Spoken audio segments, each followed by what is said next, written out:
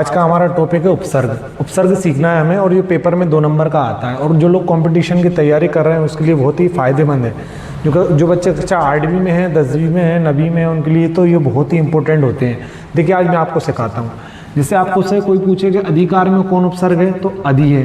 अब कोई आपसे पूछे उपकार में कौन उपसर्ग है तो आप क्या बता सकते हैं, जो है उप है। कोई आपसे पूछे उपसर्ग में क्या है उपसर्ग तो कौन है, उप है। अब कोई पूछे आपसे अतिक्रमण या अतिक्रम या अतिक्रमण ही लिख देते हैं हम। अतिक्रमण में कौन उपसर्ग है तो अति है। आप कुछ भी बोल सकते हैं। जैसे प्राचार्य में कौन उपसर्ग, देखिए आप पिर है। कौन है, पिर है। परिणाम में भी कौन उपसर्ग है, पिर है। जैसे समय, इससे तो बहुत सारे होते हैं, जैसे कि संगम, ठीक है। इसके अलावा संगत, और क्या लिख सकते हैं, संस्कृत, ठीक है, संस्कृत।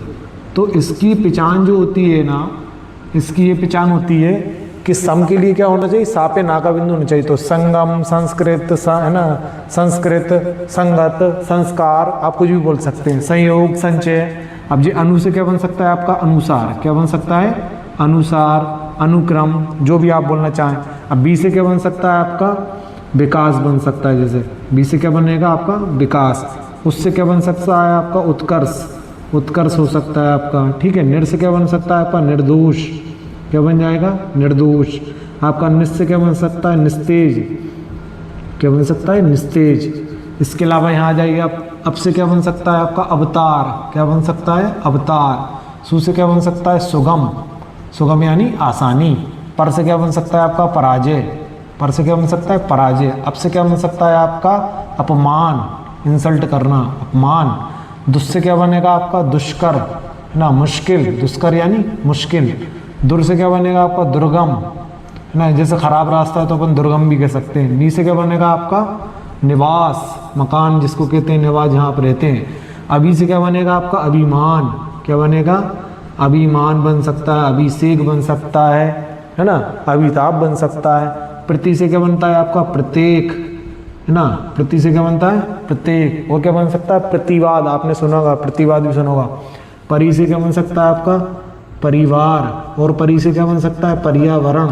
परि से क्या बन सकता है, पर्यावरण। और आप जो आपको याद हो जाए। अपि से क्या बन सकता है, अपिधानम। अपिधानम।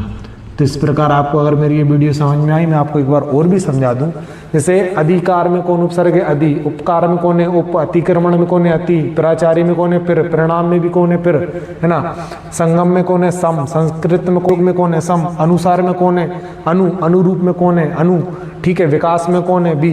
विचल में कौन है, बी, है ना। उत्कर्ष में कौन है, उत। निर्दोष में कौन है, निर, है ना। निस्तेज में कौन है, निस, है ना। अवतार में कौन है, अब। इसके अलावा सुगम में कौन है, सु। स्वागतम में भी कौन होता है, सु। पराजय में कौन है, पर। पराभाव में भी क्या होता है, पर, है ना। अपमान में कौन है, अप, ठीक है। और इसके अलावा दुष्कर में कौन है, दुष। दुर्गम में कौन है, दुर। निवास में कौन है, नी। निपत में भी कौन होता है, नी। अभिमान में भी कौन होता है, अभी, है ना।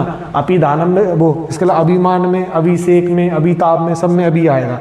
तो इस प्रकार उपसर्ग जो होते हैं, जो हिंदी में होते हैं, उसी प्रकार के संस्कृत के अंदर होते हैं। आपको अगर मेरी ये वीडियो पसंद आई हो तो इसको जरूर लाइक